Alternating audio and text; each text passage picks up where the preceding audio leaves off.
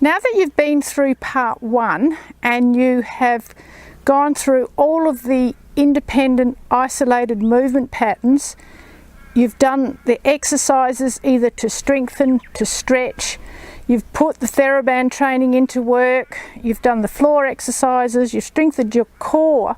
What we're going to do now is transfer each of those training aids into functional skills in the saddle. I just want to go through each of the paces. Now the walk is a 4-beat movement. The horse has 3 legs on the ground and 1 in the air, and we count 1, 2. Now we count 1, 2 because 1, 2, 3, 4, 1, 2, 3, 4 is too quick.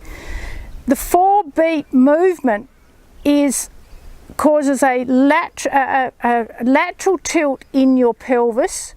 So when we go through the walk lesson, you will learn how to be in rhythm with the stepping of the horse's hind legs. As he steps, moves forward, your pelvis will come up and go with it. The other side will drop, so you will have this lateral tilt rolling movement. So the walk is a 4-beat movement. Now the trot is a 2-beat movement, and it occurs on the diagonals. Now the rise trot, obviously we lift with one of those diagonals and then we sit. At the sit trot, we stay in the saddle, so there's no transfer of weight. Now the sitting trot is the most difficult pace to ride. It's got an impact. Now if we don't absorb that impact of the 2-beat through our core, then we tend to get rigid and upright, and we block the movement of the 2-beat movement. We block it through our pelvis, and that's why a lot of people cannot ride the sitting trot. So when we go through those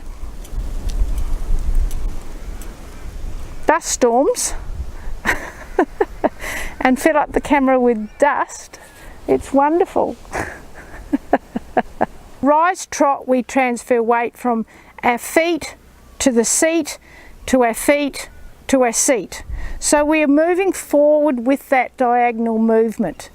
The sitting trot is quite a different pace to ride, not because the pace is different, but because our transfer of weight and the absorption of that jarring movement is only through our seat. You have to be able to allow your pelvis to absorb that movement with your core engaged. Now that's the biggest problem a lot of people have when they are sitting trot, is that they tend to take the weight through their stirrups, through their feet, and they block their pelvis. So they're continually jarring. Now when we get to the sitting trot movement, you'll understand the process. We take the weight through the seat and in that direction, not through the feet.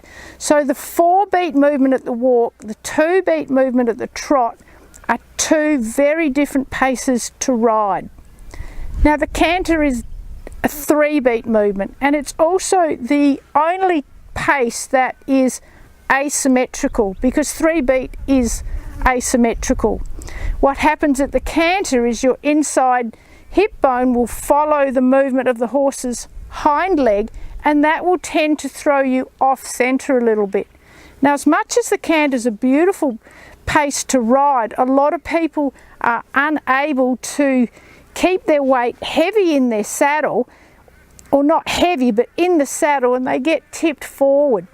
As the horse rounds his back, you have to be able to follow with your pelvis, counter follow with your shoulders, so that you've got this continuous movement like this that makes you appear still.